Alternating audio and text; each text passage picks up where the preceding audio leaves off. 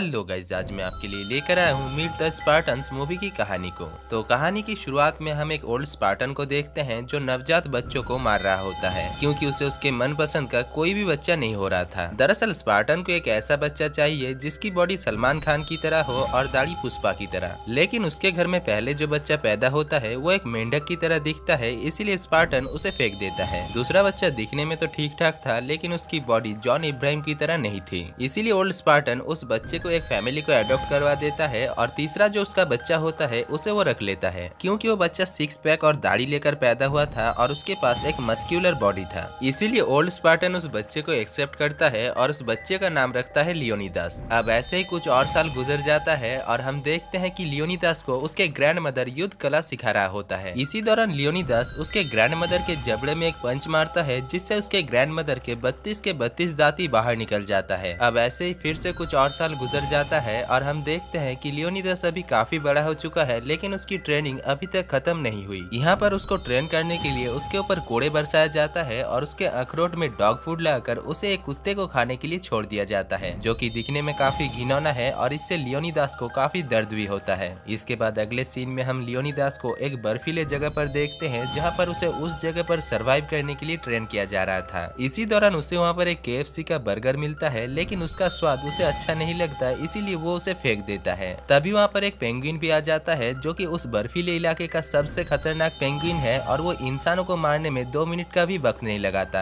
लेकिन इस बार वो लियोनिदास के सामने आकर नाचने लगता है और इसी मौके का फायदा उठाकर लियोनिदास उसे जान से मार डालता है। इसके बाद लियोनिदास उस पेंगुइन की खाल को पहनकर महल में वापस आता है और उसे काफी अच्छी तरीके से महल में स्वागत किया जाता है। दरअसल लियोनिदास की ट्रेनिंग अभी खत्म हो चुका है और वो अभी स्पार्टन का राजा है। खैर इधर लियोनिदास को स्वागत करने के लिए मार्गो नाम की एक लड़की आती है और वो अपनी जवानी को भरपूर लियोनिदास को दिखाती है, जिसको देखकर लियोनिदास उसके प्यार में पागल हो जाता है और उसके साथ शादी करने के लिए उसे प्रपोज करता है। तभी हम देखते हैं कि मार्गो लियोनिदास के चेस्ट पर कुछ नंबर लिखती है जिसको देखकर लियोनिदास को कुछ भी आइडिया नहीं होता, इसीलिए वो मार्गो से इसके बारे में पूछता है और मार्गो से बताती है कि ये उसके प्राइवेट पार्ट में लगे हुए लॉक का पासवर्ड है, यानी वो लियोनिदास के साथ शादी करने के लिए और अपनी सील तुड़वाने के लिए राजी है। खैर इसके बाद फिर से सीन कुछ सालों के लिए शिफ्ट होता है और हम देखते हैं कि लियोनिदास की शादी हो चुका है और उसका एक बच्चा भी है। लियोनिदास उस बच्चे को भी खुद की तरह ही ट्रेन करता है जैसा कि उसके साथ बचपन में किया गया था। वहीं दूसरी तरफ मार्गो अपने बेटे और बाबू को फाइट करते हुए देख रही थी और इसका मजा ले रही थी। तभी वहाँ पर लियोनिदास का सेनापति जिसका नाम था केविन सॉर्बो लियोनिदास के पास आता है और उससे कहता है कि उनसे मिलने के लिए एक दूत आया है। अब लियोनिदास उस दूत से मिलने के लिए जाता है और उसको किस करके अपने देश में स्वागत करता है। वहीं दूसरी तरफ दूत को ये सब कुछ काफी अजीब लगता है और वो लियोनिदास से कहता है कि ये सब कुछ क्या घटिया मजाक है, जिसके जवाब में लियोनिदास कहता है कि उसके देश में सभी मर्द एक दूसरे को किस करके ही वेलकम करते हैं। साथ ही साथ वो ये भी कहता है कि वो लोग औरतों के साथ हाई फाई करके एक दूसरे को वेलकम करते हैं। अब ये सब कुछ देखकर वो दूत काफी परेशान हो जाता है और तभी वो देखता है कि मार्गो जो कि लियोनिदास की वाइफ है वो उसे काफी गंदे गंदे इशारे कर रही थी, जैसे कि वो उसका काला घोड़ा लेना चाहती है। खैर इसके बाद लियोनिदास उस दूत को पीट ऑफ डेथ यानी मौत के गुफा के पास लेकर जाता है और उससे पूछता है कि वो यहाँ पर किस लिए आया है, जिसके जवाब में वो कहता है कि उसे पारसी राजा जायरस ने भेजा है जो कि काफी शक्तिशाली है और वो इस दुनिया में राज करना चाहता है। इसीलिए वो चाहता है कि लियोनिदास बिना युद्ध करे ही हार मान ले जिससे वो उसके देश यानी स्पार्टन को कब्जा कर सके। साथ ही साथ वो ये भी कहता है कि राजा जायरस ने ये भी कहा है कि वो स्पार्टन की औरतों को काफी खुश रखेगा और उन्हें नाइकी शूज पहनाएगा। अब ये सब कुछ सुनने के बाद लियोनिदास उस दूत के ऊपर काफी गुस्सा होता है और अपने प्रजा की तरफ देखने लगता है। इसके बाद जब वो अपने हथियार को निकालकर उस दूत को मारने के लिए पीछे की तरफ देखता है तभी वो देखता है कि वो दूत मार्गो की दूध पी रहा था। अब ये सब कुछ देखने के बाद लियोनिदास उस दूत के ऊपर और भी ज्यादा गुस्सा हो जाता है और उसे लात मारकर पीट ऑफ डेथ यानी मौत के गुफा में फेंक देता है।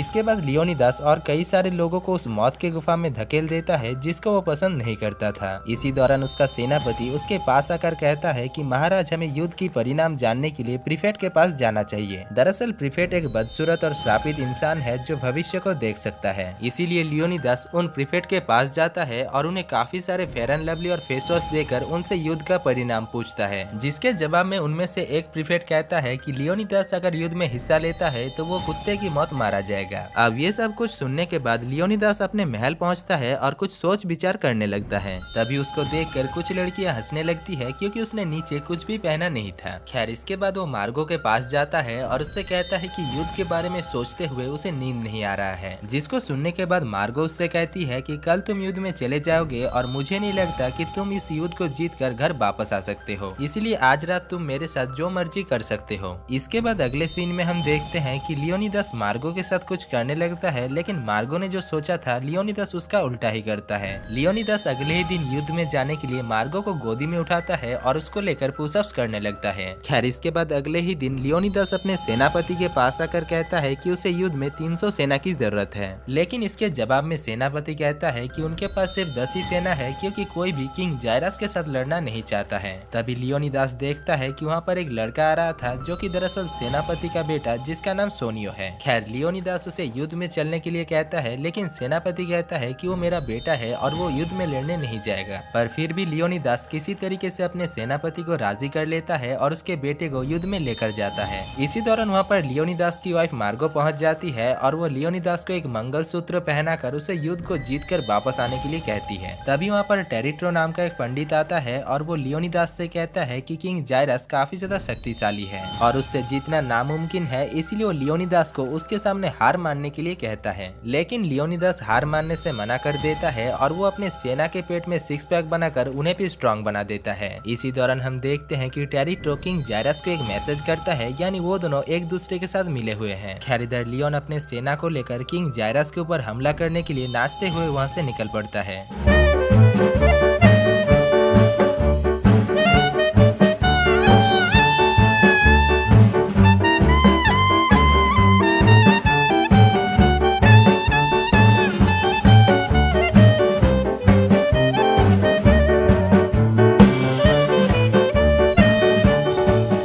इसी दौरान हम देखते हैं कि उनको कोई फॉलो भी कर रहा था, जिसका चेहरा हमें नहीं दिखाया जाता। इधर लियोनिदास अपने सेना को लेकर एक पहाड़ के पास पहुंचता है और वहां पर फ्रूटी और कोल्ड ड्रिंक्स पीने लगता है। तभी वहां पर वो लड़की पहुंच जाती है जो उनको फॉलो कर रही थी। दरअसल वो लड़की पेरिस हिल्टन है, जो कि स्पार्टन की ही एक नागरिक है, लेकिन क्योंकि उसकी बॉडी की स्ट्रक्चर ठीक ठाक नहीं है, इसीलिए उसे स्पार्टन से निकाल दिया गया है, क्योंकि स्पार्टन में सिर्फ उन्हीं लोगों को ही रखा जाता है जो कि फिजिकली स्ट्रांग हो। खैर वो लड़की अपने हक के लिए लियोनिदास के साथ लड़ने लगती है और तभी अपने शील्ड को ऊपर की तरफ फेंकती है, जो कि उसके सर पर आकर गिरता है और वो वहीं पर ही बेहोश हो जाता है। इसी बीच वहाँ पर पार्सियन सेना भी पहुंच जाता है और पार्सियन सेनापति लियोनिदास को हार मानने के लिए कहता है, लेकिन लियोनिदास बिना युद्ध करे हार मानने से मना कर देता है। और तभी हम देखते हैं कि लियोनिदास का एक सेना उन पार्सियन सेना के ऊपर हमला करता है, लेकिन वो एक पत्थर के ऊपर से इतनी जोर से छलांग मारता है कि वो एक पहाड़ के ऊपर जाकर लटक जाता है। इसके बाद वहाँ पर असली युद्ध शुरू होता है और यहाँ पर हम देखते हैं कि वहाँ पर कोई युद्ध नहीं बल्कि डांसिंग कंपटीशन हो रहा था। दरअसल वो लोग बिना खून खराबा किए ही डांसिंग कंपटीशन के द्वारा युद्ध का नतीजा फैसला करने वाले थे। इसीलिए पार्सियन और स्पार्टन दोनों देश की ही सेना इस डांस कंपटीशन में भाग लेते हैं और स्पार्टन इस डांस कंपटीशन को काफी अच्छी तरीके से जीत लेता है, जिस वजह से वो लोग पार्सियन सेना को बहुत ही बुरी तरीके से मार डालते हैं। दूसरी तरफ हम महल में मार्गो को देखते हैं जो कि स्पा ले रही थी और तभी वहाँ पर एक लॉयलिस्ट आता है जो कि उसे हवस की नजर से देखने लगता है। साथ ही साथ वो ये भी कहता है कि उसका पति यानी लियोनिदास को और भी ज्यादा सेना की जरूरत है किंग जायरस के देश में हमला करने के लिए। अब ये सब कुछ सुनने के बाद मार्गो कहता है कि उसे लग रहा था कि लियोनिदास मर चुका है, इसीलिए उसने टिंडर और शादी.com में अपने प्रोफाइल को रजिस्टर कर लिया है और वहाँ से उसे काफी शादी के ऑफर्स आ रहे हैं। तभी हम एक वर्कर को देखते हैं जो कि एक वैक्यूम किलर से उस महल को साफ कर रहा होता है, जिसको देखकर मार्गो से इशारा करती है और यहाँ पर हमें पता चलता है कि वो मार्गो की सूखी बंजर जमीन में घास उगाने का भी काम करता है। खैर वो लॉयलिस्ट मार्गो से कहता है कि लियोनिदास अगर इस युद्ध को हार गया तो उसका पूरा साम्राज्य पारसी राजा किंग जायरस का हो जाएगा। साथ ही साथ वो ये भी कहता है कि किंग जायरस मार्गो के ऊपर भी कब्जा कर सकता है और उसके गोदाम में अपना सामान रख सकता है, जिसको सुनने के बाद मार्गो उस लॉयलिस्ट को एक सभा बैठाने के लिए कहती है। दूसरी तरफ हम लियोनिदास को देखते हैं जिसके पास किंग जायरस आता है जो कि दिखने में काफी घटिया था और वहाँ पर पहुंचकर वो काफी घटिया हरकतें भी करने लगता है। इसी बीच जब वो अपने रथ से नीचे उतर रहा होता है तभी वो गिर जाता है, जिस वजह से वो अपने एक सेना को जान से मार डालता है,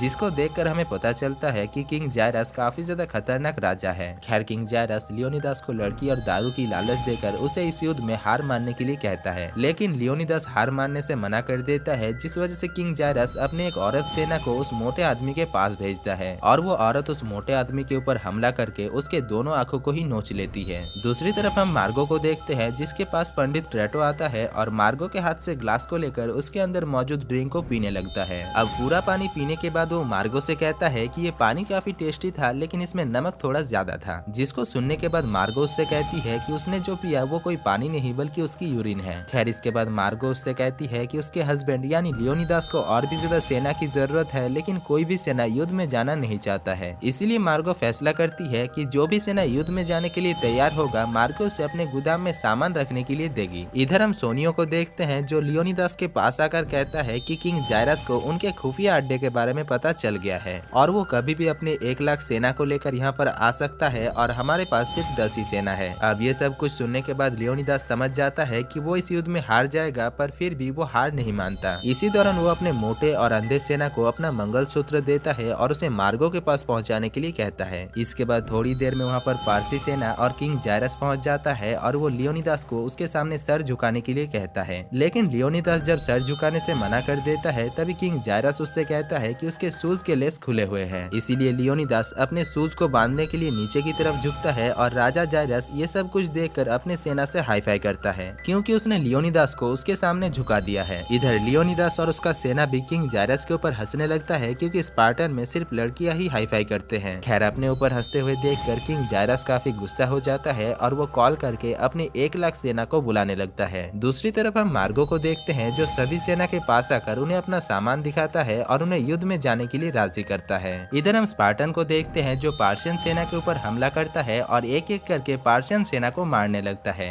इसी बीच हम देखते हैं कि राजा जायरस स्पार्टन सेनापति के ऊपर एक भाला फेंकता है, जिससे वो वहीं पर ही मारा जाता है। थोड़ी देर बाद लियोनिदास जब देखता है कि उसका सेनापति मर चुका है तभी वो किंग जायरस के ऊपर काफी ज्यादा गुस्सा हो जाता है और अपने हाथ में 2 गन लेकर GTA 5 खेलने लगता है। दूसरी तरफ किंग जायरस अपने कार को आयरन मैन की तरह एक रोबोट में बदल देता है और स्पार्टन के ऊपर गिर जाता है, जिसमें स्पार्टन के सभी सेना और लियोनिदास भी मारा जाता है। और यहाँ पर हम देखते हैं कि लियोनिदास मरते हुए भी हंसी रहा था। खैर इसके बाद मूवी के आखिर में हम उस अंधे सेना को देखते हैं जो किसी तरीके से मार्गो के पास पहुंच जाता है, और क्योंकि वो अंधा है इसलिए वो मार्गो को टच करके देखता है और उसे पता चल जाता है कि यही महारानी है। इसके बाद वो उसे वो मंगलसूत्र देता है जो कि लियोनिदास ने मार्गो को देने के लिए कहा था। और दोस्तों इसी के साथ ही ये मूवी खत्म हो जाती है। तो दोस्तों अगर आपको इस मूवी की कहानी और मेरा काम पसंद आया है तो वीडियो को दिल से एक लाइक कर देना और चैनल को सब्सक्राइब करके बेल आइकन प्रेस कर लेना, ताकि आपको वीडियोस की नोटिफिकेशन और मुझे वीडियो बनाने की मोटिवेशन मिलता रहे। बाकी मैं मिलता हूँ आपसे अगली ही वीडियो में, तब तक के लिए जय हिंद।